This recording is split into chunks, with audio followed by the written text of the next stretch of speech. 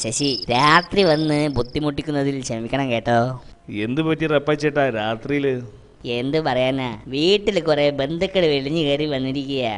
ഓ, ചേട്ടത്തിയുടെ ബന്ധുക്കളായിരിക്കുമല്ലേ? പിന്നല്ലാതെ, അവളുടെ ചേച്ചിയും പരിവാരങ്ങളുമാ. പുള്ളിക്കാരിയുടെ ഭർത്താവ് എന്തെടുക്കുകയാ?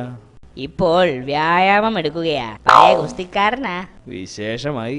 പുള്ളിക്കാരനാണേ നന്നായി വെള്ളം അടിക്കുകയും ചെയ്യും. എന്നാ പിന്നെ കമ്പനി കൊടുത്തൂടെ? അവളുടെ മുമ്പിൽ വെച്ചോ? ബാക്കി വെച്ചേക്കില്ല മോനെ. ചേട്ടത്തി കഴിക്കൂ? അതല്ല, എന്നെ ബാക്കി വെച്ചേക്കില്ലെന്ന്. പിന്നെ ആരൊക്കെയാ ഉള്ളത്? പിന്നെ 2 മക്കളും ഉണ്ട്. ഒരുത്തനാണെ മാക്രി പോലെ ചിരിച്ചോണ്ടിരിക്കും, മറ്റവനാണെങ്കിലോ മിമിക്രിയും. ചേട്ടൻ അങ്ങോട്ട് തന്നെ ചെല്ല്, ചേട്ടത്തി അന്വേഷിക്കുന്നുണ്ടാവും. കുറച്ചുകൂടെ കഴിയട്ടടോ.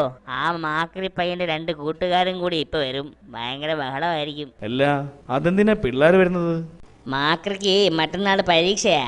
കമ്പൈൻസ് അടിക്ക് വന്നതാ. അതെന്താ മോളിന്നൊരു ബഹളം? അവിടെയും കമ്പൈൻ സ്റ്റഡി തന്നെയാ. അപ്പുറത്തെ ഡുണ്ടുവാ ടിൻഡു മൊത്ത് കമ്പൈൻ സ്റ്റഡിക്ക് വന്നതാ. അല്ല, പവർ കട്ടിന് സമയമായല്ലോ. കറണ്ട് പോയി. ഇനി എങ്ങനെയാ പഠിക്കുന്നത്? ചുമ്മാ പഠിക്കാതിരിക്കാനേ അവളുടെ ഒരു കാരണം കണ്ടില്ലേ? കാണാതെ പഠിക്കാനുള്ളത് മര്യാദക്ക് ഇരുന്ന് പഠിക്കടി. അതിന് കറണ്ടിന്റെ ആവശ്യമില്ലല്ലോ.